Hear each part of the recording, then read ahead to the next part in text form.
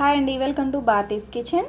ఈ వీడియోలో చాలా టేస్టీగా ఉండే రెస్టారెంట్ స్టైల్లో మష్రూమ్ కాజు మసాలా గ్రేవీ కర్రీని ఎలా ప్రిపేర్ చేసుకోవాలో చూపించబోతున్నాను. ఈ రెసిపీ రైస్లోకి కానీ, రోటీస్లోకి కానీ, చపాతీలోకి కానీ, నాన్స్లోకి కానీ చాలా టేస్టీగా ఉంటుంది. రెస్టారెంట్లో మీకు ఏదైతే టేస్ట్ ఉంటుందో సేమ్ అలానే ఉంటుంది.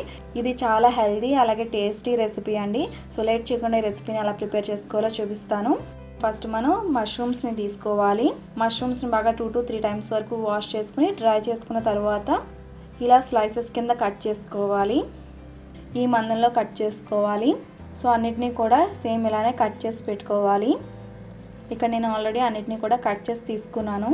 నెక్స్ట్ ఒక మిక్సీ జార్లో 3 నుంచి 4 వరకు పచ్చిమిర్చి, నెక్స్ట్ 1 ఇంచ్ అల్లం ముక్క, అలానే 10 వరకు కాజును కూడా వేసుకుని 4 మీడియం సైజ్ టొమాటోస్ని కూడా వేసుకుని గ్రైండ్ చేసుకోవాలి.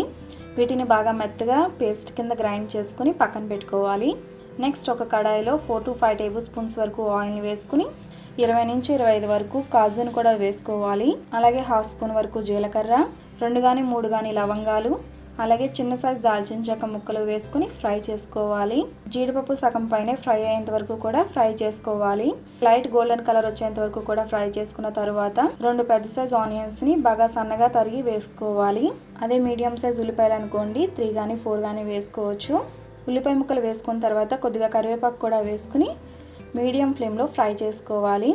ఉల్లిపాయలు బాగా సాఫ్ట్ అయ్యేంత వరకు కూడా ఫ్రై చేసుకున్న తర్వాత ఇందులో 1/2 స్పూన్ పసుపు, అలాగే 1 స్పూన్ కారం, రుచికి సరిపడా సాల్ట్, అలాగే 1 స్పూన్ ధనియాల పొడి, అలాగే లాస్ట్లో వేయించిన జీలకర్ర పొడిని 1/2 స్పూన్ వరకు వేసుకుని మీడియం ఫ్లేమ్లో 30 సెకండ్స్ పాటు ఫ్రై చేసుకోవాలి.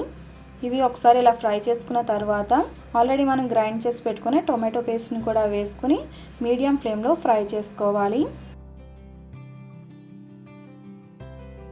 టొమాటోస్లో పచ్చివాసన పోయి నూనె పైకి తేలేంత వరకు కూడా ఫ్రై చేసుకున్న తర్వాత ఆల్రెడీ కట్ చేసి పెట్టుకున్న మష్రూమ్స్ని కూడా వేసుకుని మసాలా మొత్తం కూడా మష్రూమ్స్కి పట్టేలా బాగా మిక్స్ చేసుకుని మూత పెట్టి లో ఫ్లేమ్లో 5 to 8 మినిట్స్ వరకు కుక్ చేసుకోవాలి. సో ఇలా కుక్ చేసుకున్న తర్వాత మీకు ఆయిల్ అంతా కూడా పైకి తేలుతుంది.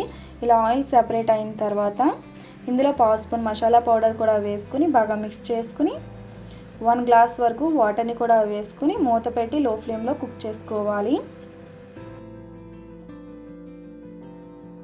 ఇలా 5 to 7 మినిట్స్ వరకు కుక్ అయిన తర్వాత ఆయిల్ మొత్తం కూడా మీకు ఇలా సెపరేట్ అవుతుంది.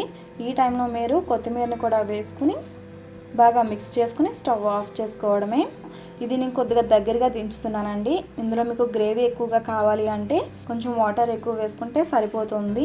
ఇది పుల్కాలోకి కానీ, చపాతీలోకి కానీ, నాన్స్లోకి కానీ, రోటీస్లో కానీ చాలా బాగుంటుంది. ఈ రెసిపీని మీరు తప్పకుండా ట్రై చేసి మీకు ఎలా కుదిరిందో నాకు ఈ వీడియో కింద కామెంట్ సెక్షన్లో తెలియచేయండి. ఈ రెసిపీ మీకు నచ్చితే తప్పకుండా లైక్ చేయండి. ఈ రెసిపీ ఎవరికైనా హెల్ప్ అవుతుంది అనుకుంటే ఈ రెసిపీని తప్పకుండా మీ ఫ్రెండ్స్ అండ్ ఫ్యామిలీస్కి షేర్ చేయండి.